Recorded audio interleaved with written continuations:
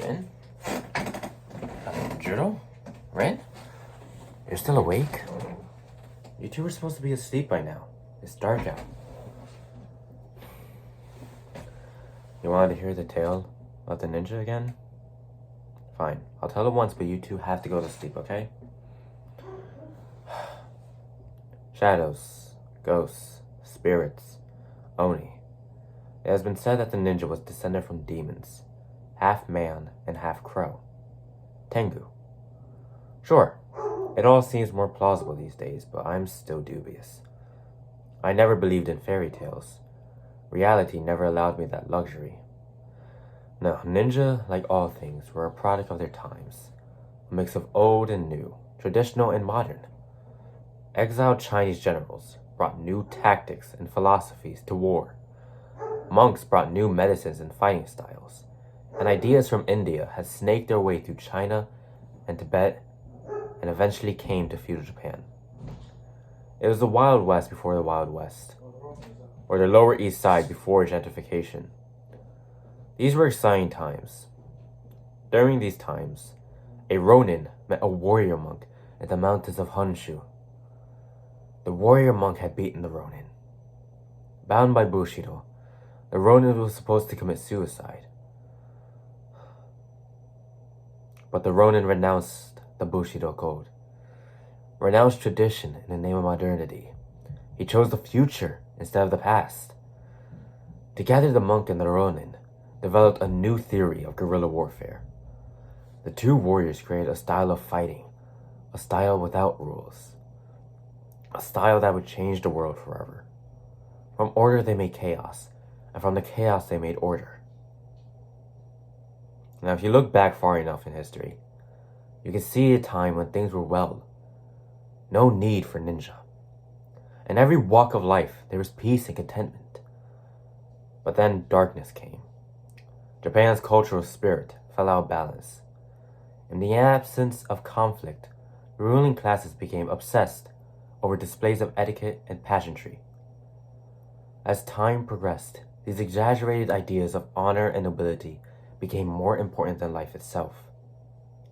The samurai were the embodiment of the contradictions that ruled feudal Japan. The samurai pledged utter devotion to their masters, and their masters would unleash said samurai over the slightest of insults. The Bushido Code, however, forced samurai to adhere to a strict set of ethics while on the battlefield. The honor that the samurai offered to their enemies made them noble adversaries, but it limited their tactical advantages. Skirmishes could easily turn into quagmires.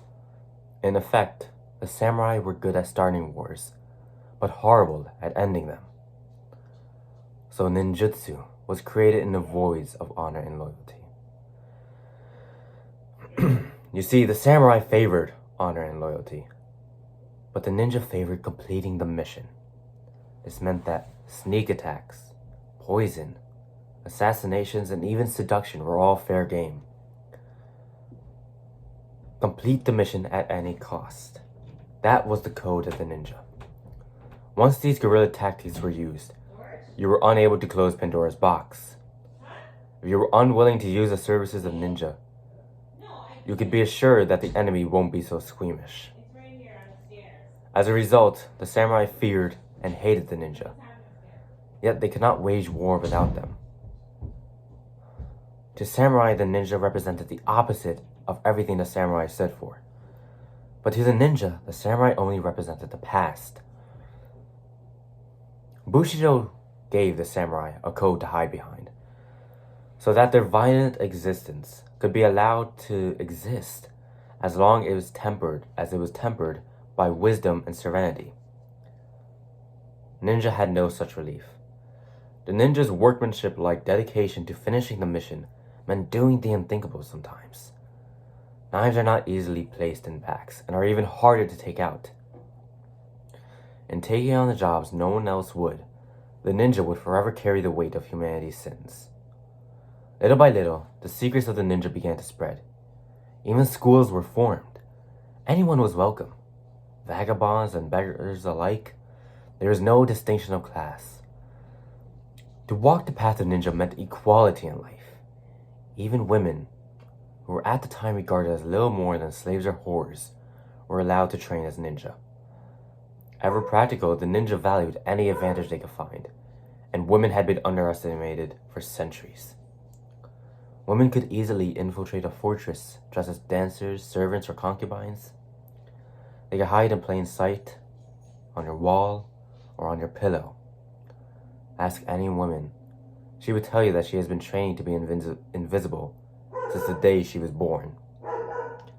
And so the poor and forgotten forged new lives together. Farmers transformed their tools into weapons, and disgraced ronin were forgiven their past.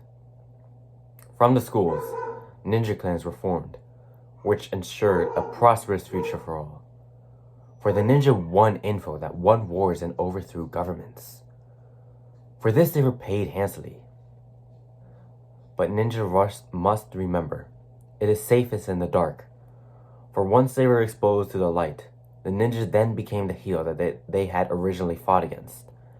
And soon enough, when Japan was united under one flag, the ninja was outlawed. For 500 years, the ninja went into hiding, and only recently have we returned. But even now, we are dangerously close to being pulled back into the abyss. But that is what we do. Ninja walks dangerously close to the edge, without the slightest indication that they will fall. For the ninja will always come back.